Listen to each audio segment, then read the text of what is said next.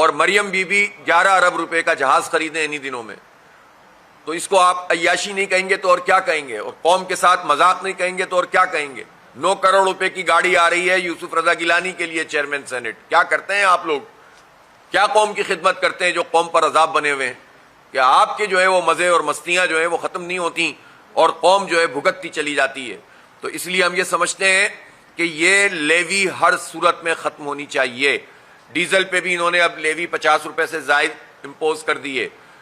اب آپ یہ دیکھیے کہ جنگ کے حالات تو خطے میں سب جگہ ہیں، انٹرنیشنل مارکیٹ میں تو سب جگہ قیمتیں بڑھی ہیں، لیکن اگر پڑوسی ملکوں میں ان قیمتوں میں اضافہ نہیں ہو رہا، بنگلہ دیش نہیں کر رہا، انڈیا نہیں کر رہا، اور لوگ نہیں کر رہے، تو اس کا مطلب یہ ہے کہ یہ کنٹرول کیا جا سکتا ہے. پاکستان ہی ایسی جگہ ہے کہ جس کے اثرات خطے کی جنگ پہ پڑ رہے جنگ کے اثرات پاکستان پہ پڑ رہے ہیں.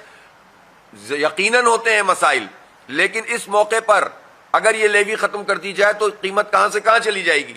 یہ اس وقت بھی آپ 250 روپے کا پیٹرول پاکستانی قوم کو دے سکتے ہیں اس پوائنٹ آف ٹائم پہ جب $100 فی بیرل سے جو ہے وہ زیادہ قیمت ہے انٹرنیشنل مارکیٹ میں. اور جب یہ قیمتیں کم ہوں گی تو یہ تو قیمت جو ہے وہ 150 سے 200 روپے کی رینج میں آ سکتی ہے، جائز طریقے سے آ سکتی ہے. تو یہ لیوی کیوں امپوز کی ہوئی ہے؟ یہ سمجھ سے بالا تر ہے، اس لیے کہ یہ نااہلی ہے حکمران طبقے کی.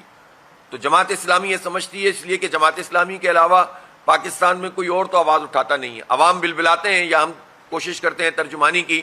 ہم یہ سمجھتے ہیں کہ ہم پہلے یہ سوچ رہے تھے کہ ہم عید کے بعد ایک بڑی کال دیں، اور وہ ہم ابھی بھی اس پر قائم ہیں، لیکن اس وقت جو سچویشن پیدا ہو گئی ہے اس پہ ہم یہ سمجھتے ہیں کہ ہم اسلام آباد میں بہت بڑا احتجاج کریں گے انشاءاللہ 15 تاریخ کو.